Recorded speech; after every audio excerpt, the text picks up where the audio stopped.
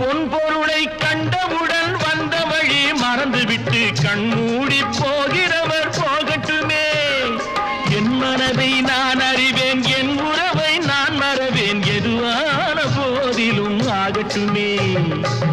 நன்றி மறவாத நல்ல மனம் போதும், என்றும் அதுவே என் மூலதனம் ஆகும். கண்ணை நம்பி